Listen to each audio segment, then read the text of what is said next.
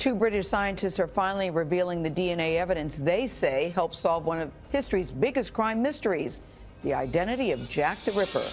For 137 years, one name terrified the world, but no one knew the face behind it. In 1888, the streets of London's Whitechapel district became a nightmare. Women were murdered in the dark.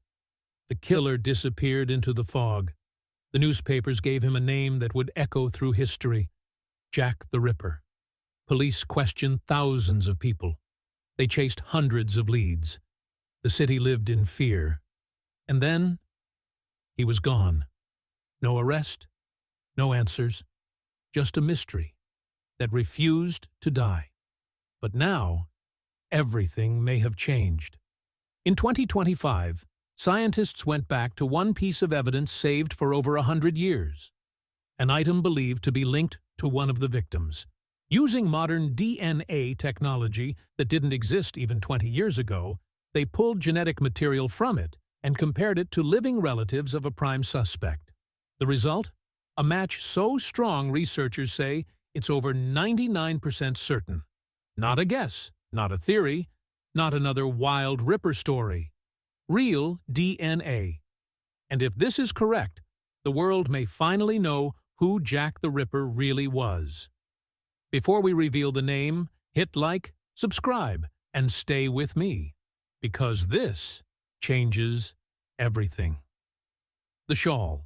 A simple piece of fabric may have held the answer. Here's the part no one expected. The clue that may have finally exposed Jack the Ripper wasn't hidden in secret letters, or locked inside police archives, or buried in some royal cover-up. It was a shawl. A simple piece of fabric, believed to have been found beside the body of Catherine Eddowes, the Ripper's fourth victim, on September 30th, 1888.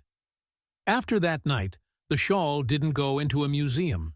It didn't sit in a high-security evidence room. Instead, it was reportedly taken home by a police officer who had been at the scene. It stayed in his family for generations. Over time, it became more of a strange family story than a serious piece of evidence. Most experts rolled their eyes at it. The Jack the Ripper case has always been surrounded by fake artifacts and tourist souvenirs.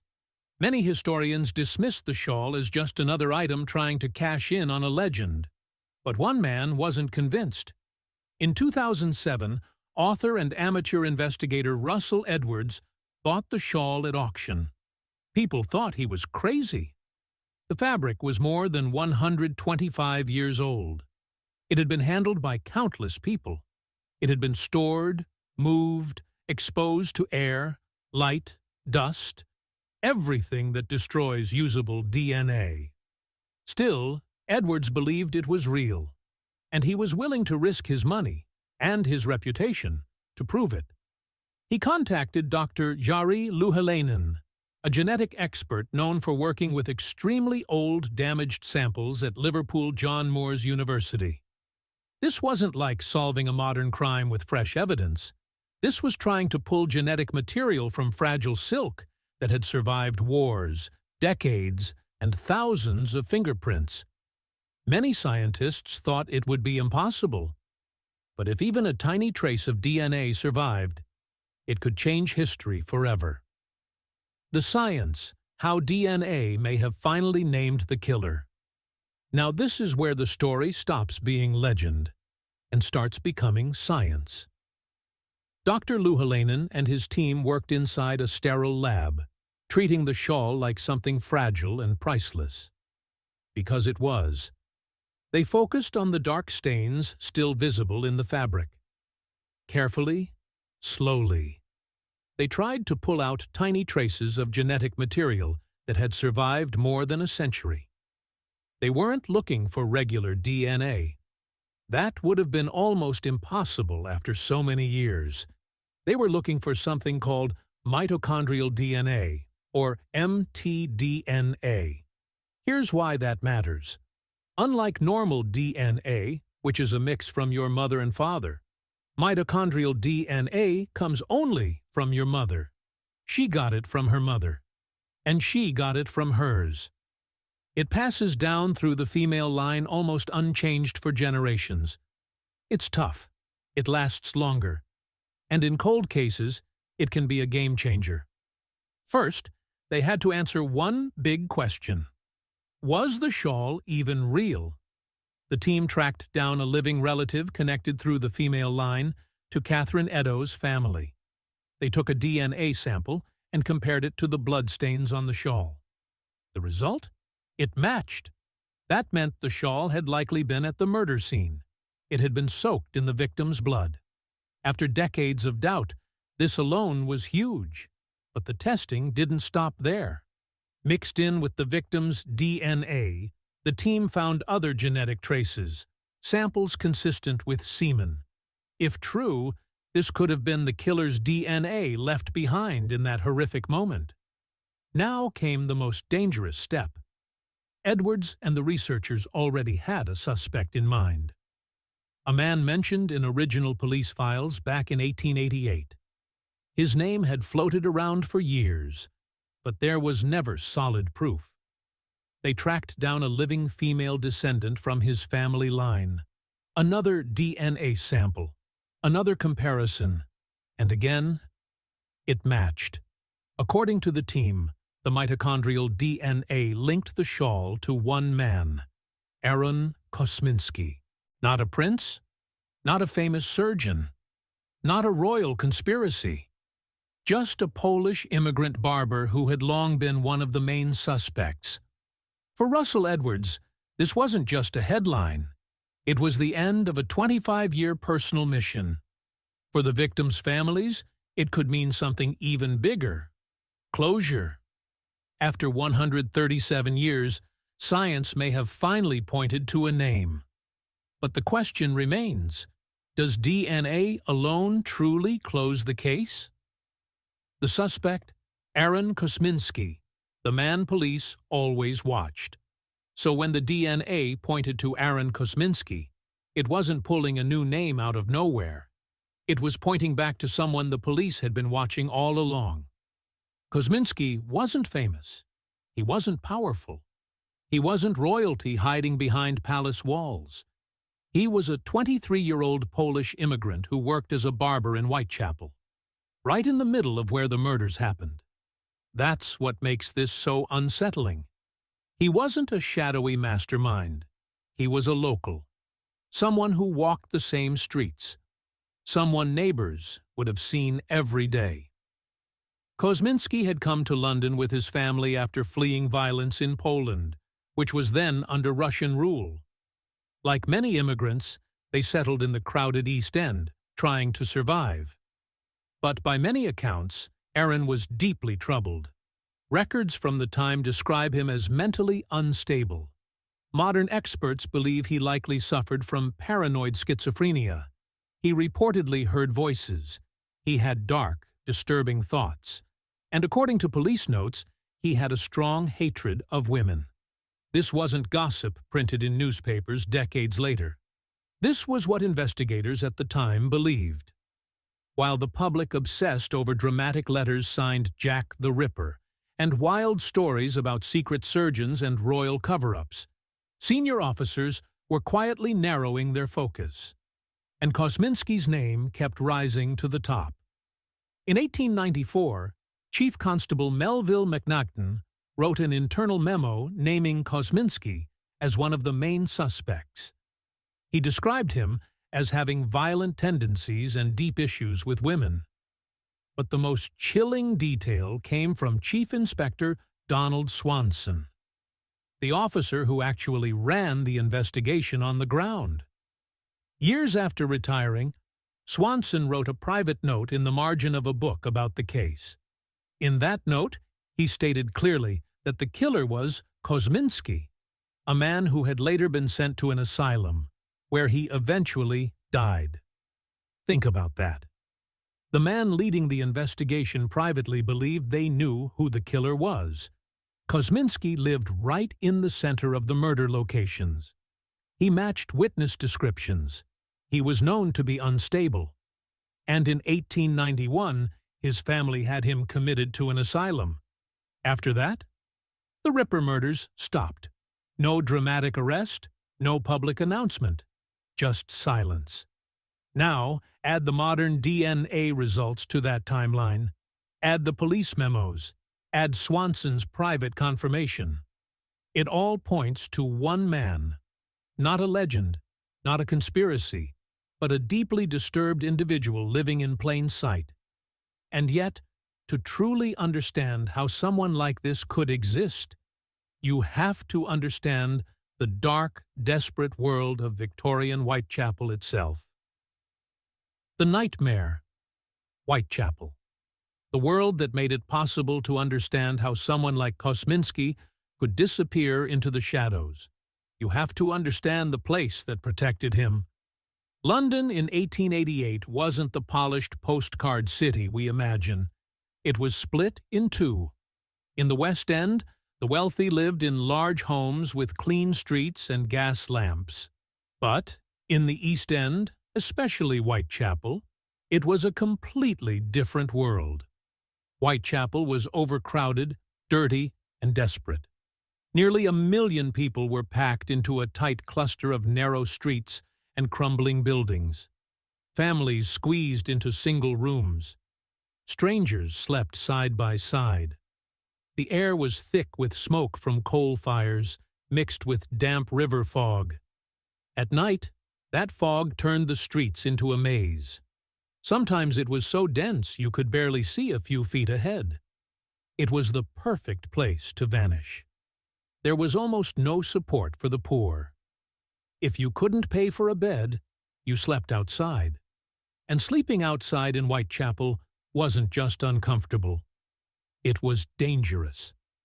The center of daily life for many was the lodging house, also called a doss house. For a few pennies, you could rent a filthy bed for the night. If you couldn't afford that, some places offered what people called a 4-penny coffin, a narrow wooden box to sleep in. Others had a rope stretched across a room where men would lean on it to sleep standing up. That was survival. The women who became Jack the Ripper's victims weren't celebrities or socialites. They were poor, struggling, and often homeless.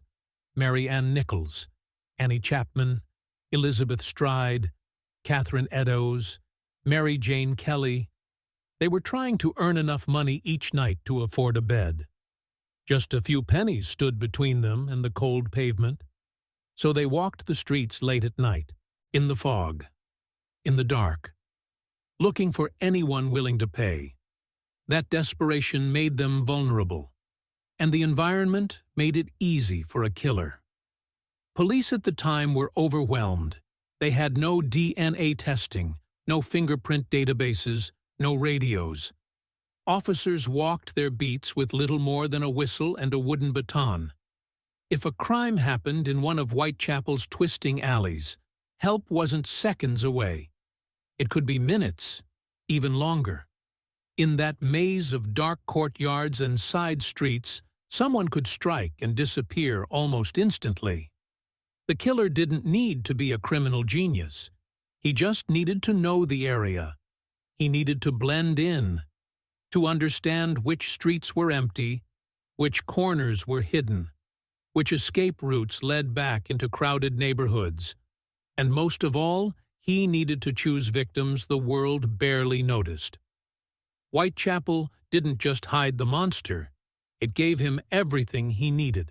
And while police struggled to keep up, the newspapers were about to turn the hunt into something even bigger, something that would distract the world from the truth hiding in plain sight.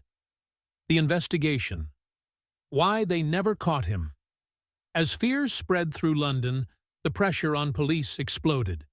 The Metropolitan Police launched one of the biggest manhunts the city had ever seen. Officers flooded Whitechapel. They knocked on doors. They questioned more than 2,000 people. At least 80 men were detained and investigated seriously. Every rumor was chased. Every tip was followed. So how did the killer still slip away? Because the police weren't just hunting a man. They were fighting the limits of their time. In 1888, Modern forensic science didn't exist. There were no fingerprints on file, no DNA testing, no blood typing. The idea of protecting a crime scene was still new. When a body was discovered, crowds gathered instantly. Curious locals pushed in. Reporters rushed forward for details. Evidence was touched, moved, and destroyed within minutes. By the time detectives began their work, the scene was already compromised. All they really had were witness statements, and those were unreliable. People had seen a man in the dark, through thick fog. Some described him as rough and poor. Others said he looked clean and respectable. The descriptions didn't match. In a neighborhood packed with thousands of men, that kind of information was almost useless. And then there was the media. Newspapers turned the murders into daily headlines. They printed gruesome details. They published letters supposedly sent by the killer, including the famous Dear Boss letter signed Jack the Ripper. Whether the killer wrote it or a journalist did, the name stuck. Overnight, the murderer became a legend. That legend created chaos. Police were buried under hoaxes, fake confessions, and wild theories. Every day brought new distractions. Instead of quietly building a case, they were constantly reacting to public panic. But here's the part that still frustrates historians. They did find clues. They just didn't know how to use them. After the murder of Catherine Eddowes, officers discovered a piece of her blood-stained apron in a nearby doorway. Above it, written in chalk on the wall, was a message. The Jews are the men that will not be blamed for nothing. No one knew what it meant. Was it written by the killer? Was it random graffiti? Was someone trying to stir up trouble? At the time, tensions were already high. Many immigrants in Whitechapel were Jewish, including Aaron Kosminski. Police feared the message could spark riots or violence against innocent people. So Police Commissioner Sir Charles Warren made a decision. He ordered the writing erased before daylight. Within hours, it was gone. One of the only possible messages connected to the killer was wiped away. Not to hide a conspiracy, but to prevent chaos in an already volatile neighborhood. In the end, the investigation didn't fail because officers didn't care. It failed because they were overwhelmed, under-equipped, and trapped in a time before science could give clear answers. And while they searched for a monster, the man they suspected may have been walking quietly through the same fog, unnoticed, unnamed, and about to disappear forever. The media frenzy. How a killer became a legend. As the murders continued, something unexpected happened. The killer stopped being just a criminal and became a celebrity. It started when a letter arrived at a London news agency in September 1888. The letter mocked the police. It joked about how easily the writer avoided capture. It promised more blood. And at the bottom, it was signed with a name no one had heard before. Jack the Ripper. That name changed everything. Newspapers printed it immediately. The public was hooked. Suddenly, this wasn't just a series of murders in a poor neighborhood. It was a story, a brand, a villain with a signature. But here's what most people don't realize. Many modern experts believe the Dear Boss letter was probably a fake, possibly written by a journalist trying to boost newspaper sales. Competition between papers was intense. Shocking headlines meant more readers, and nothing sold papers like a killer who taunted the police. Whether it was real or not didn't matter. The damage was done. Within days, the name Jack the Ripper was everywhere. The case exploded beyond London. Newspapers around the world picked up the story. The killer became a global headline, and then the floodgates opened. Thousands of letters began pouring into police stations and news offices. Some claimed to be from the Ripper. Others accused neighbors, co-workers, random strangers. Many were cruel jokes. Some were written by people desperate for attention. A few were clearly mentally disturbed. Police had to read them all. Time that should have been spent building a careful case was swallowed by hoaxes. Officers chased fake leads. They analyzed handwriting. They tried to separate real threats from nonsense. The media circus had begun, and it was out of control. The public imagination ran wild. Some believed the killer was a brilliant surgeon because of the way the bodies were mutilated. Others claimed he was a member of the royal family, protected by powerful insiders. Secret societies were dragged into the story. Freemasons, doctors, artists. The more dramatic the theory, the more people believed it. Meanwhile, the real suspect may have been standing quietly in the crowd, unnoticed. But then something happened that still sends chills down people's spines. In October 1888, a new letter arrived. This one wasn't sent to a newspaper.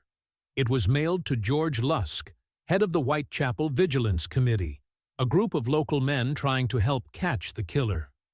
The letter began with two simple words: "From hell." The handwriting was rough. The spelling was messy. It didn't read like the dramatic "Dear Boss" letter. It felt darker, angrier, and it came with a small box. Inside the box was half of a human kidney. The writer claimed the other half had been fried and eaten. Now, here's the disturbing part. One of the victims, Catherine Eddowes, had indeed had a kidney removed during her murder. Doctors at the time examined the organ sent in the box. They confirmed it was human. They believed it came from a woman. But in 1888, there was no way to scientifically prove it belonged to Eddowes. To this day, experts are divided. Some believe the "From Hell" letter may have been genuine. It didn't seek fame. It didn't use the name Jack the Ripper. It didn't sound theatrical. It sounded personal. But even that clue faded into uncertainty. As months passed, the murders stopped. The letters slowed. The headlines moved on to other stories. Without new victims, public fear slowly turned into fascination. And that fascination never died. Books were written. Films were made. Theories multiplied. Jack the Ripper became one of the most famous unidentified killers in history. Not because of how many he killed, but because no one could prove who he was. The mystery became bigger than the crime. And in many ways, the media helped build that mystery. By giving the killer a name. By printing the taunts. By turning horror into daily entertainment. The legend grew so large that it almost buried the truth. While the world debated doctors, princes, and secret conspiracies, the police's original suspect sat in an asylum, largely forgotten. A local man, a troubled barber, not a mastermind, not a celebrity, just someone who may have taken advantage of chaos. For 137 years, that chaos protected him. But now, in a world with DNA databases and advanced genetic testing, the story is shifting again. The headlines are no longer driven by anonymous letters. They're driven by science. And for the first time since 1888, the legend of Jack the Ripper isn't just about mystery. It's about evidence. The controversy. Is the case really closed? The legend that won't perish. So that's it, right? Case closed. The DNA from the shawl points to Aaron Kosminski, the police's #1 suspect, whose institutionalization matches the exact end of the slayings. It's a perfect fit. Well, not so fast. This is where the story gets complicated, and where you have to decide for yourself. The moment the DNA findings were published in the Journal of Forensic Sciences in 2019, critics came out swinging. Their biggest argument, in one word, contamination. The shawl is over 137 years old. It has been handled by police, by the original owner's family, by collectors, and by Russell Edwards's own team before it ever got to a sterile lab. How do we know the DNA found isn't just from one of them? So, what do you think? Is the DNA match the final word? Or is the real Ripper still laughing at us from the shadows? Let us know in the comments. And don't forget to like and subscribe for more mysteries.